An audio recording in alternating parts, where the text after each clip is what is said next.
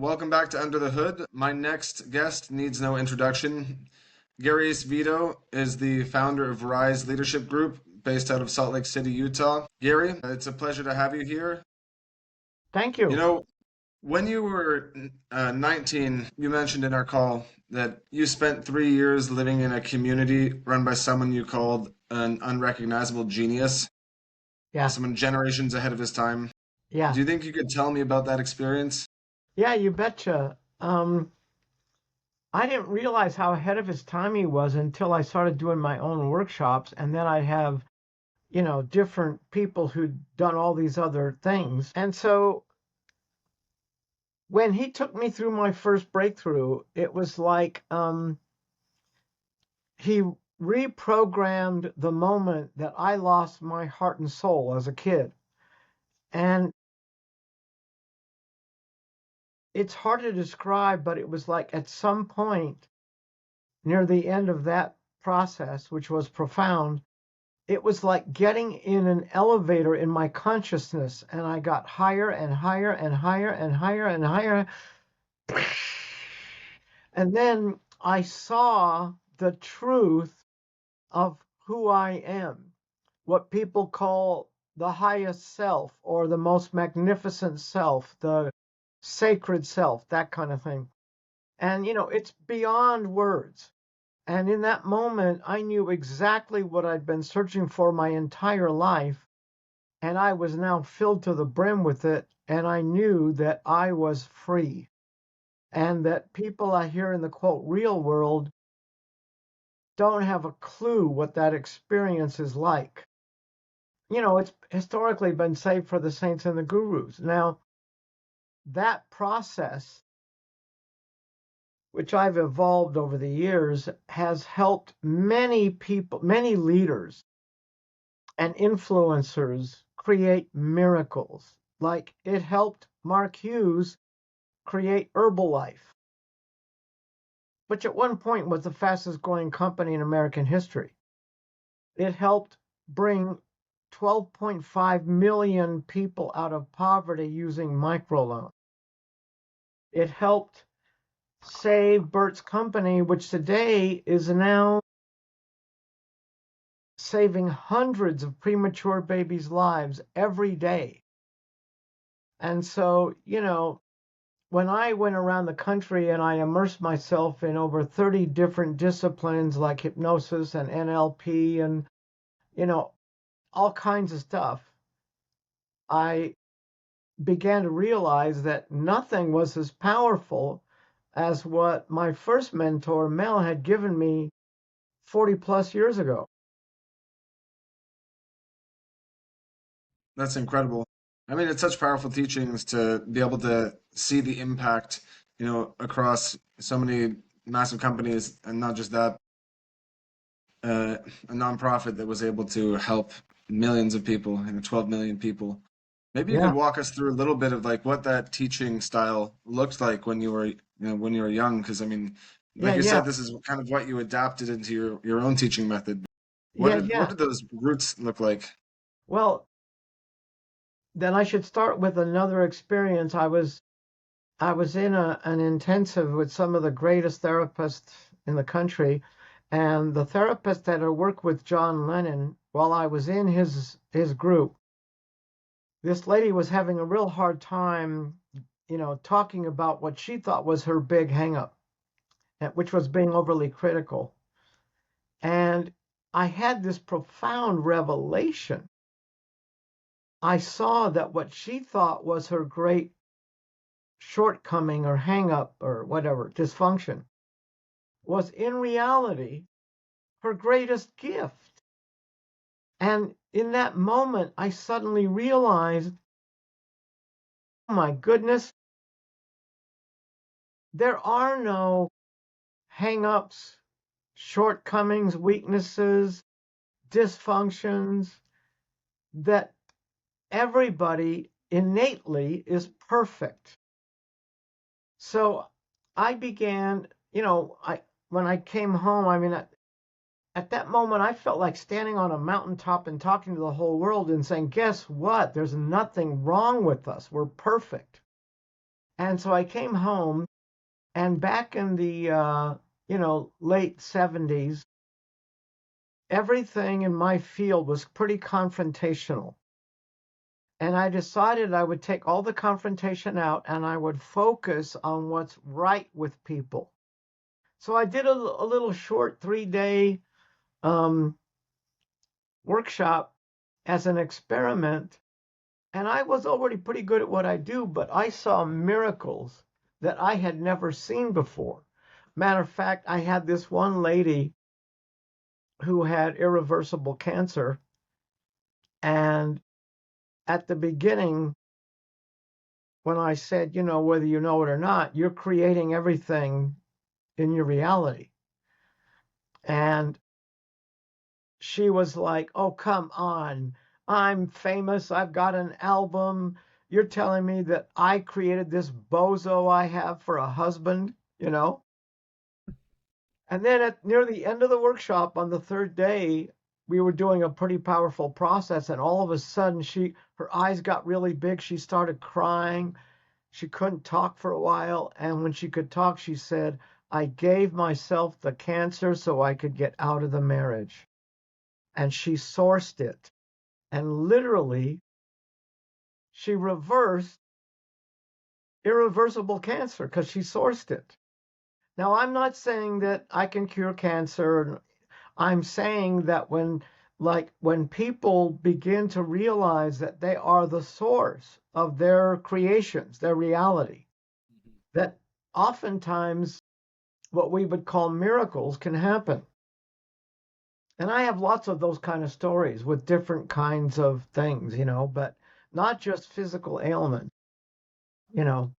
So basically, when I wrote the book, I put in the book, like, what is the great gift behind everything, like behind being overwhelmed? Because in our culture, if you're somewhat smart, somewhat intelligent, basically you're probably an overwhelmer. Juggling too many balls, too busy, lots of effort, burden, struggle, stress, strain. And what always gets sacrificed are the things that matter most, like the family or your health or your well-being or your passions, So there's a great gift in overwhelm, which is being intelligent and capable, but without knowing how to master the moment of choice. Like when people come to me and say, I want to stop being overwhelmed, I basically have to teach them how to manage the moment of choice, because people are really not very good at doing that. They kind of say yes to way too many things without even giving it a thought. Like, is this really true for me? And what am I willing to give up in order to say yes to this? You know, so Yeah. So, I mean, this is one of those common things that you see with like highly intelligent people, right? It's like they are usually the ones that are struggling the most because, they're taking on so many tasks and they have the ability to go and analyze everything and truly understand what's going on, pick apart yes, the intricacies of the world and kind of sometimes fall into to despair about it as well, or well, that's becoming right. overworked, like you said. That's right. Um, And, what I discovered about most people is that the worst you can say about most people is that they're very clever at getting in their own way. And so I've just become pretty good at helping people get out of their own way.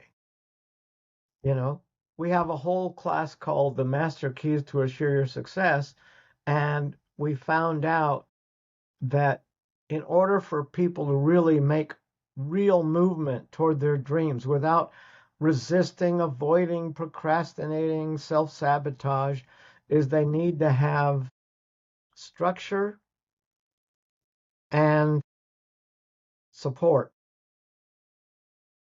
And so, we've developed a system of supporting people so that when they start to get in their own way, they can do these processes that get them out of the fear-based theater and back into the play and love-based theater, you know?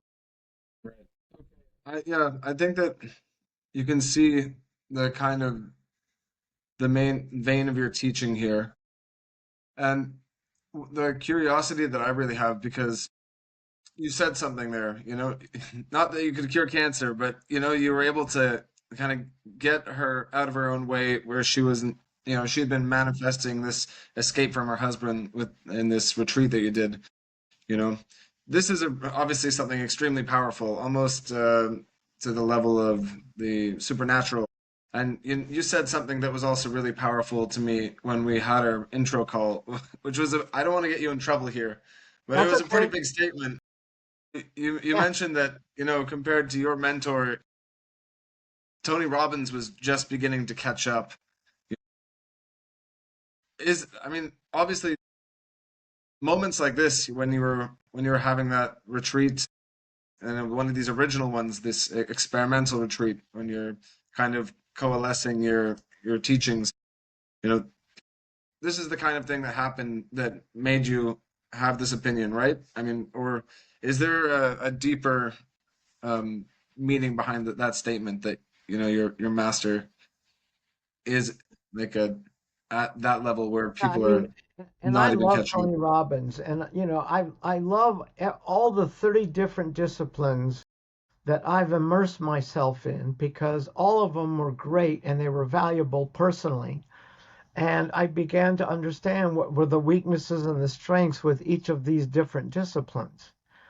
And you know, one of the ways that I really help people who are influencers, leaders, speakers, coaches, people who want to make a difference, even parents and grandparents, is that if they're willing to look within and do what I call the inner game, then everybody has potential. Everybody has enormous potential.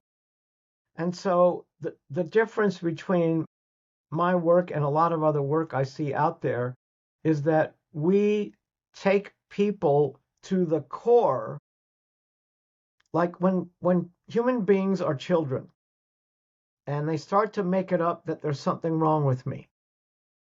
Between 2 and 6, children make up the worst words about what's wrong with me. Like I'm stupid, or I'm unlovable, or I'm worthless, or I'm not good enough, or whatever. And they don't understand that when they don't really push the issue to find out, is this really true? Unwittingly, they create a bubble of reality around them called whatever. I'm not good enough, whatever. And everything that comes into their field of perception goes through that filter. So all the people that they attract, especially in their love life, the way they manage money, their business, everything goes through that filter. So when we do the retreat and we take people through a breakthrough process, what happens is it pops that bubble of reality. And suddenly they realize that all these things that they've been complaining about is just a story that they made up. And once they can take ownership and realize, oh my goodness, I made all that up and I can make up a new story. And so, I love it because the first day and a half of my retreat is just about creating subconscious safety because I found out that's the magic key to creating profound, revelations and insights and ahas. And so after that, then the next day, I do the first breakthrough in front of the room as a demonstration. And I'll say, okay, who's ready for a breakthrough? And somebody the brave ones stand up. And then I say, okay, what do you want a breakthrough on? Is it money? Is it love life? What is it? And within about 20 to 30 minutes,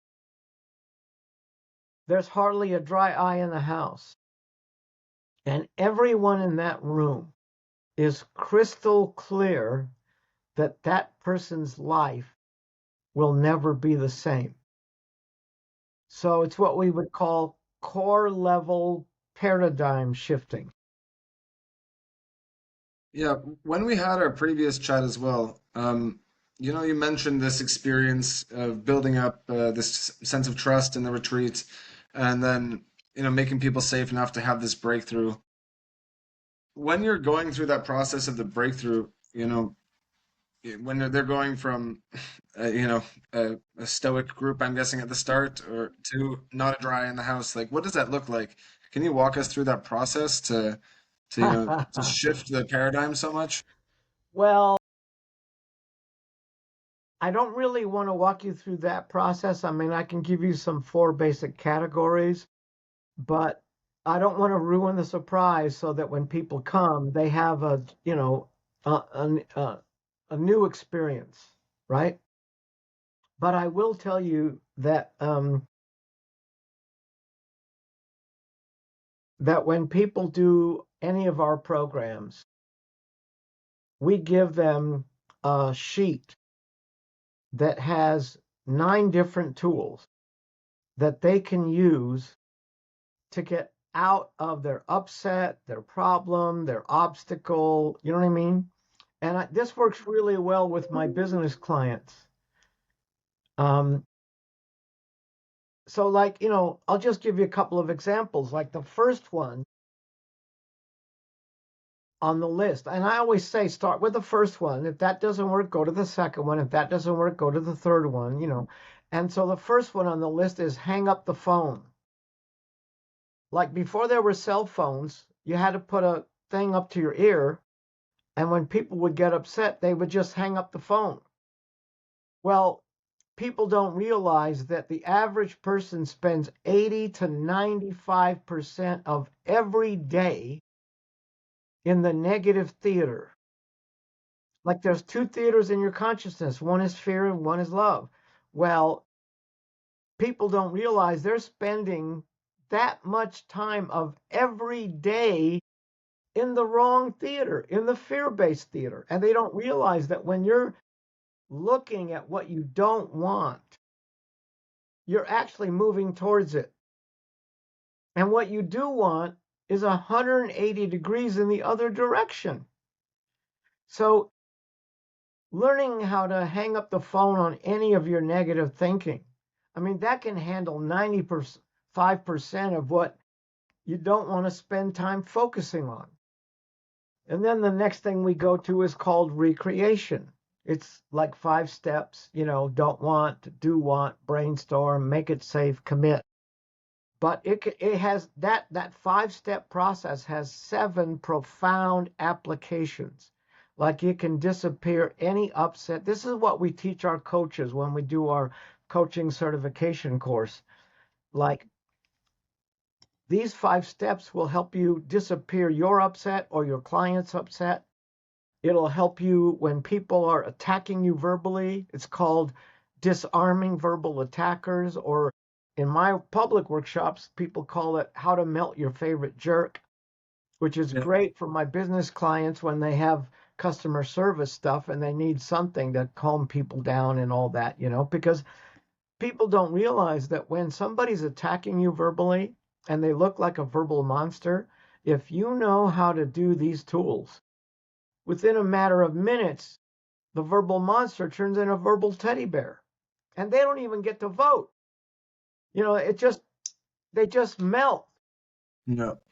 Yeah. It's just based on like, how you decide to frame things, right? And your ability to interact with the world, consciously. We don't need to fall into the anger of someone else just because it's there in front of us, right? You Right. can you can disarm that person instead of rising to their Right. energy levels. Um, Absolutely. Matter of fact, I spent 8 years doing research on why do some people grow faster and slower? Like, why are some people growing at 20 miles an hour when other people are growing at 75 miles an hour? You know what I mean? So, like, I have people visualize if you continue to learn and grow in your, say, love life, like, what blessings could you attract 5 years from now or 10 years from now? And then the same with money. If you keep growing and learning, what will you attract in your money? What mhm. blessings 5 years, 10 years from now. And then I basically say, okay, now if I can bring the blessings that you're going to get 5 years from now, if I can bring those blessings to you in 2 years, would that be interesting? Or the blessings you're going to get in 10 years, what if I could bring them to you in 4 years? Would that be, and so people get interested in how do I accelerate the pace at which I grow? Mm-hmm. And after 8 years of research, I found out it boiled down to one thing: people's level of defensiveness. Wow. Because Okay. defensiveness is the other side of a coin called self-criticism. Like you cannot even be defensive unless you're making yourself bad and wrong. Right. And so in this workshop that I'm actually going to do in about a month, um, it's called Spirit of the Awakened Warrior. And like we spend one whole day having people tell their partner how to make me defensive. Like, say this and it will push my emotional buttons and make me, So in the beginning, we take them through these series of processes. And by the end of the day, when people push their buttons, they simply own the 10% of what that person is saying that might be legitimate. And they suddenly realize, oh my goodness, only reason this feels like an insult is because I haven't owned the little tiny 10% of what they're saying that might be legitimate. And once I own it, the defensiveness and self-criticism disappear. Right. I mean, that makes complete sense to me because, like, you're only getting defensive most of the time because, it strikes a chord, Yeah, It's something that's sore because you're actually looking at it inside of you. You have that internal voice kind yeah, of yammering and picking at that from time to time. yeah, yeah. Yeah, if I throw something at you and you know it's absolutely not true, you don't even get triggered. You don't even get defensive. But it's only when you suspect some of it might be true that you react. 100%. So I, I have a question because there's something that's been nagging at me. You brought this up a couple times about your 30 methodologies.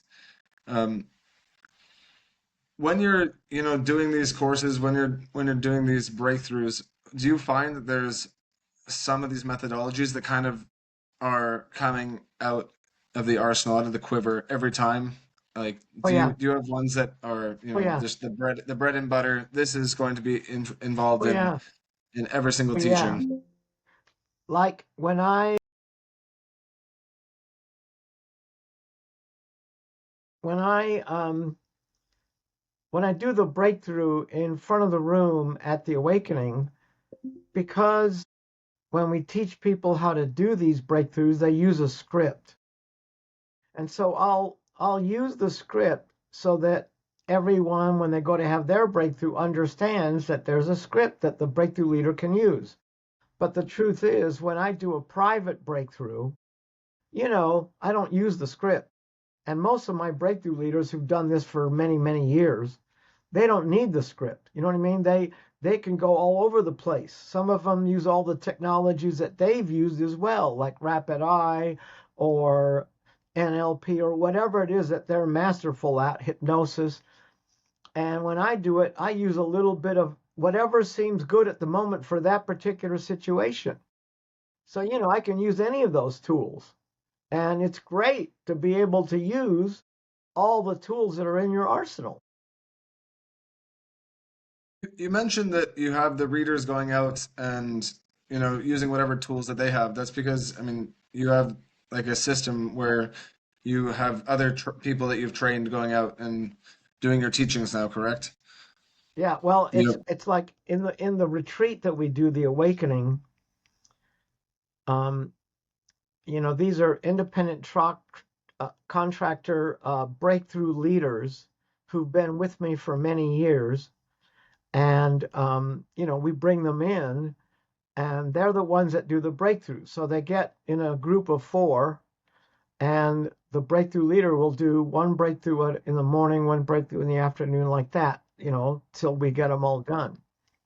And, what's amazing about this process is that once somebody gets really good at the process, they've become a world-class healer. Matter of fact, I'm getting excited because I recently realized that even though I have a really amazing presentation course called Pinnacle of Presentations, where I give them a manual that has 22 major categories like body language and tone of voice and all this stuff, and over 100 techniques in that manual. But I started realizing lately that that's a great course. But what I do to create the awakening, to facilitate the awakening, is way beyond that. And so I'm going to start teaching something I'm going to call world-class facilitators and healers, so that I can begin to teach people these much more advanced tools that I've been using because I keep evolving and the work keeps evolving. And so now there's a whole new level of tools that we can share with people so they can be much better facilitators and presenters. Right. When you're finding these people, I mean, is there like a certain archetype that you're looking for, or like how does that work? They're just someone that comes to your one of your sessions, one of your retreats, and Yeah, they really fall in love with it and are successful, and they say, hey, like this did so much good for me. I want to be able to pass this on. yeah. In order to answer that question, I'd like to start off by sharing my higher purpose or context, because I found out that, after these amazing processes, like the retreat, the awakening is an evening in 5 days, and then about a month later, an evening in 4 days. And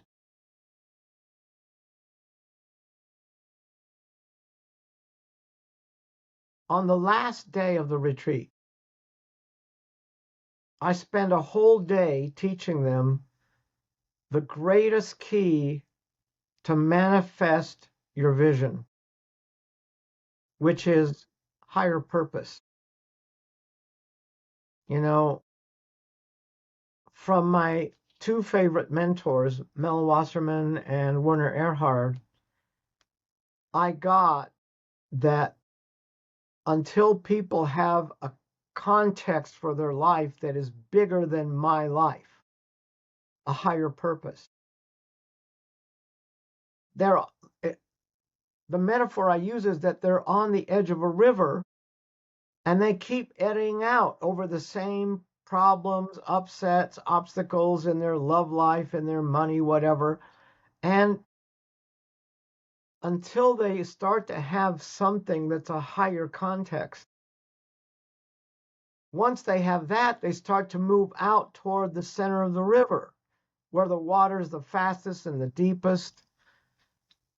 And as they start to move away from the eddy, they start to make real movement forward. Because what they're doing is they are aligning with universal forces. And instead of busting their ass all the time trying to keep their head above water, they find that the people and the resources that can support their vision begin to show up. So instead of a lot of effort, burden, struggle, stress, strain, they suddenly learn how to dive in at 100%, like how to disappear into the act of what makes their heart sing the most, or what Bashar would call their highest excitement. And that's when people get into flow, get into the zone. Is Like that when Michael people Jordan also says, when I'm in the zone, you can't stop me. is that also when people like have this thing that you referred to me before as space in our previous Well, conversation? actually, that's what I teach presenters or speakers or trainers, facilitators, because I found out that the single greatest tool that any presenter has at their disposal, whether it's a fifth grade teacher or a Fortune 500 CEO. And I've actually seen some pretty bad presenters who were Fortune 500 CEOs. And the greatest tool that they have is called the space of a room. It's that emotional, invisible atmosphere that fills the room, and it makes people lean forward in their chairs, laugh at the jokes, and have these ahas, these insights, these revelations that can be life-changing in a moment. And so when I teach trainers, like I said, I give them that manual with 22 major categories, over 100 techniques, and all the techniques are designed because space is synonymous with subconscious safety. So like, I remember one time we were doing this training at AT&T, Ron and I, and I wasn't sure how far I should go with that group. Because, I can get people lifted off the charts. But I had 3 endings ready. And before the last thing, I went to Ron and said, "What do you think?" He said, "I think you've got him. Go for the gusto." So I did a process that actually helps people to know what their purpose is. It's called the heart of the human spirit. And I did it with the people at AT&T. And when it was over, the guy who paid for it came over to me and Ron, and he said, "When's the last time you saw a corporate training where the moment it was over, people didn't run for the door?" He said, "It's been 45 minutes after it's over and nobody's leaving because they were all so touched and moved and lifted and inspired. They wanted to keep talking to each other. They didn't want to leave." So, that's something that's the future of corporate training. The future of corporate training is experiential training, not intellectual training.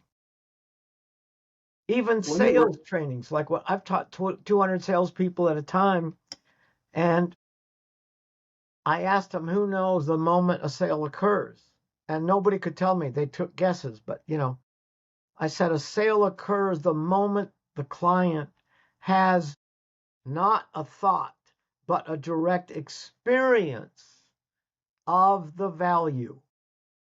We call it a clunk. And we teach salespeople that before the client has a clunk, it's like a ring and a bell. When they have an experience of the value, a direct experience, and until that moment, any consideration is going to stop them.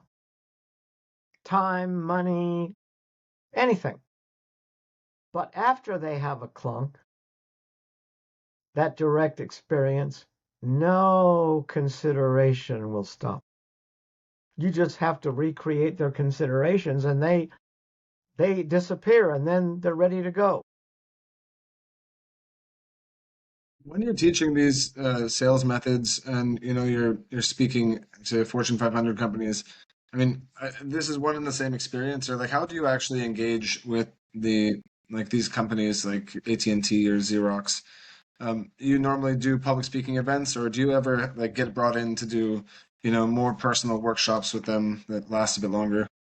Well, actually, that particular one happened because I was invited to watch Ron and Joseph do um, a, a training for AT&T at Sundance, and they asked me, "Would you like to do, maybe a half an hour on your presentation stuff?" So I did a half an hour, and the person in charge of training for AT&T came over to me and said, "I want to hire you." You know, And so mostly that's how a lot of my business clients happen, because a lot of them will just come to like the Success in All Relationships course, but they happen to be in a bigger company or have their own company, and then they want to hire me. I don't I mean, I've spent a lot of money on marketing, and I've been pretty disappointed in most of it.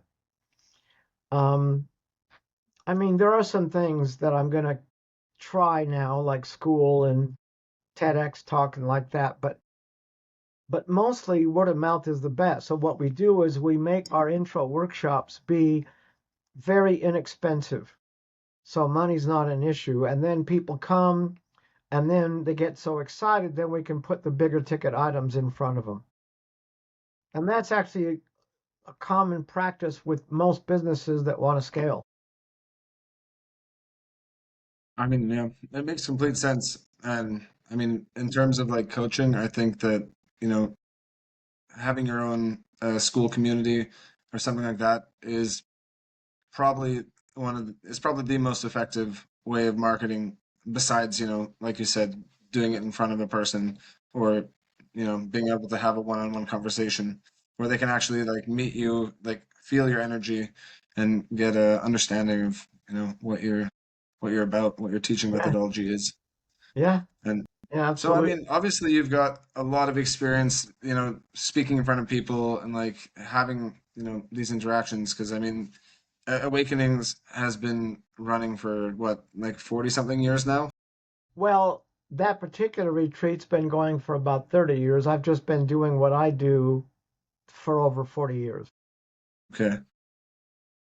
I mean, having one program run for 30 years, I mean, you've met a lot of people, and I'm sure that when you started that program, you know, it's not the exact same as now. So like, you know, we're all human. We never stop growing.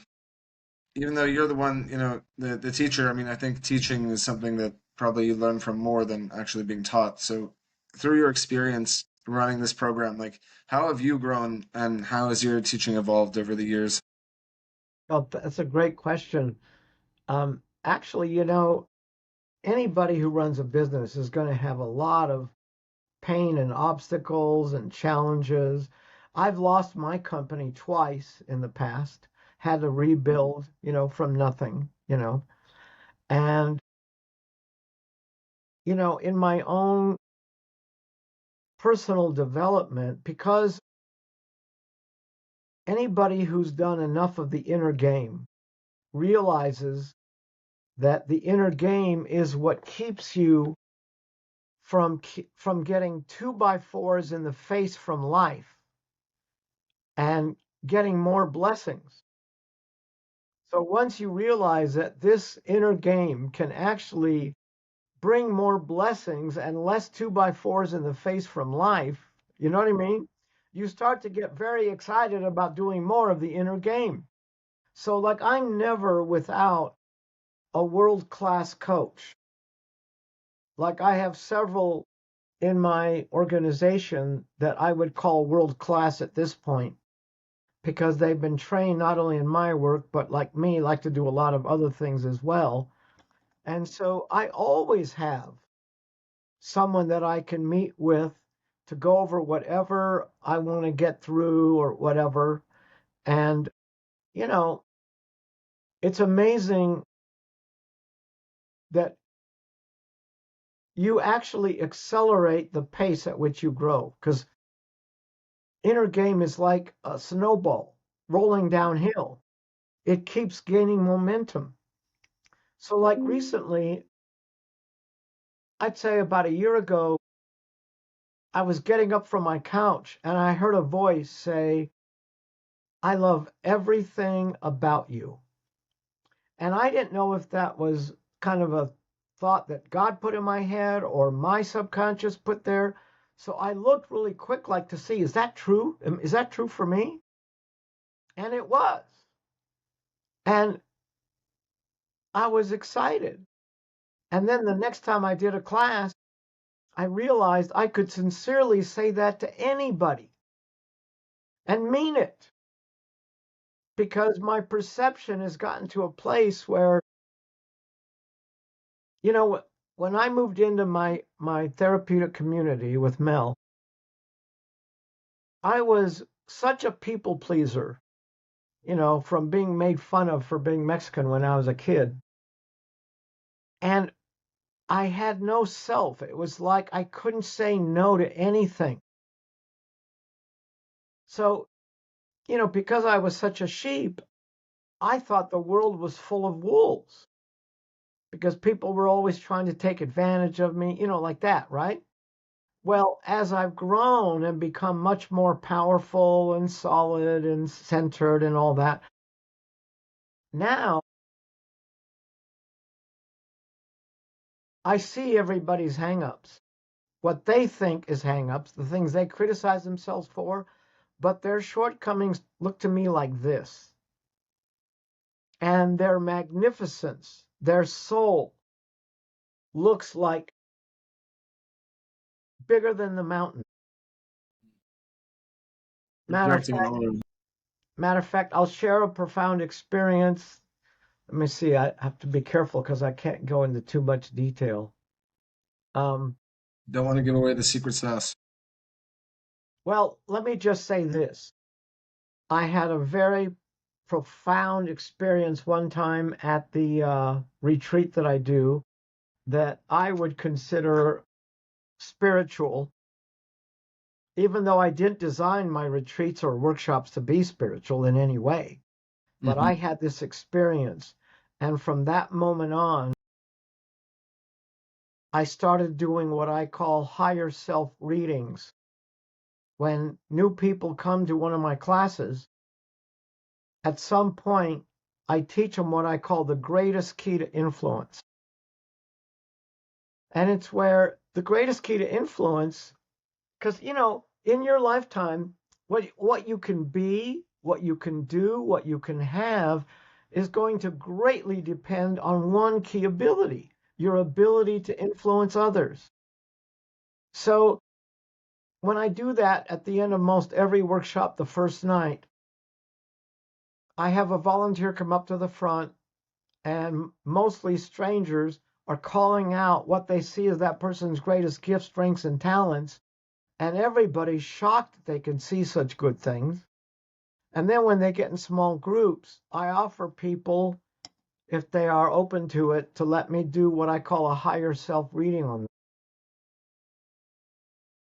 And I have them record it so they can play it back to themselves, a lot.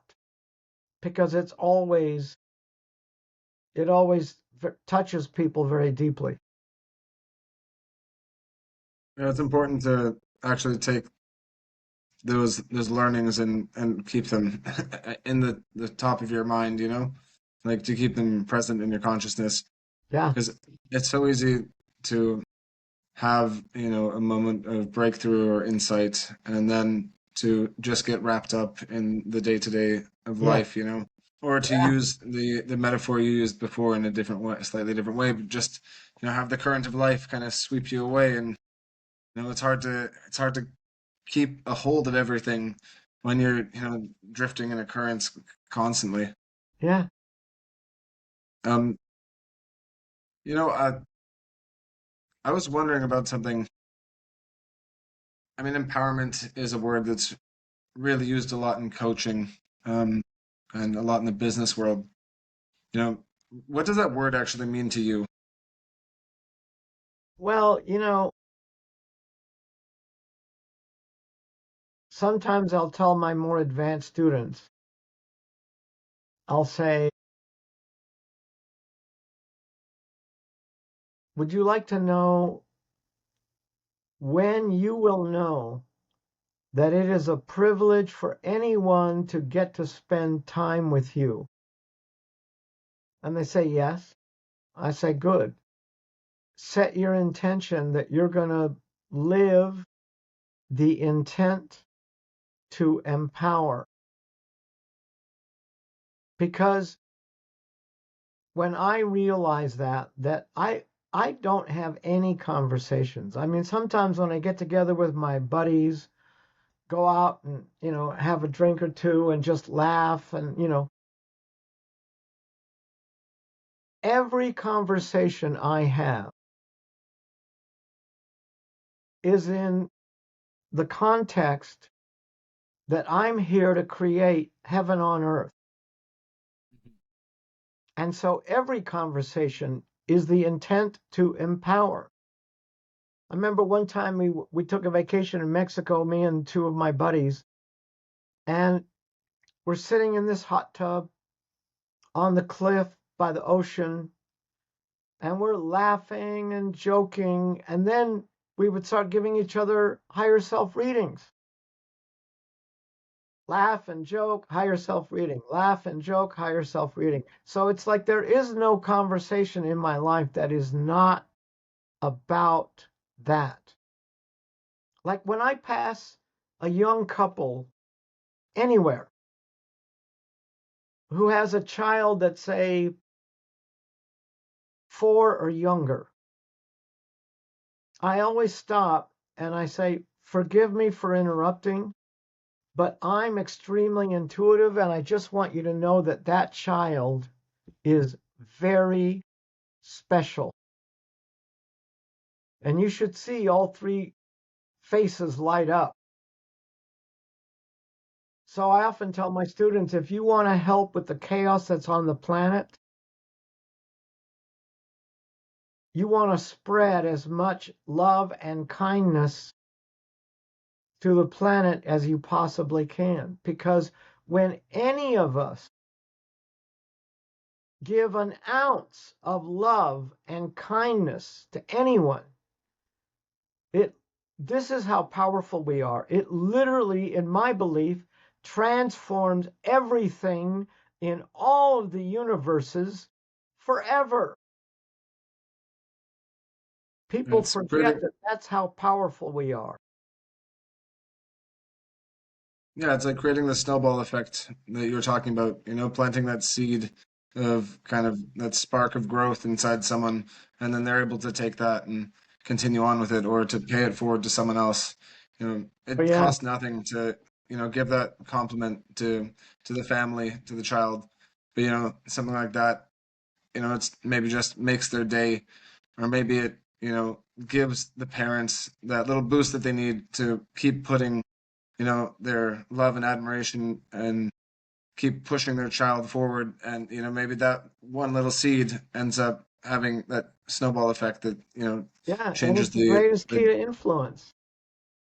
Like people Mhm. forget, the greatest key to influence is to recognize and to speak to one's highest nobility. And people forget that they still remember compliments that they got when they were in grade school, when they were in high school, when they were in college. We still remember those. Yeah. And you still remember some of the nastier things that people said too. So what do you Exactly. want to leave people with, Yeah, exactly. Yes. Do you want to build, or do you want to diminish? hmm Well, it seems like you're not just building, but you're enabling people to keep spreading that, and it's creating a not just a singular effect, but a whole Yeah. tsunami.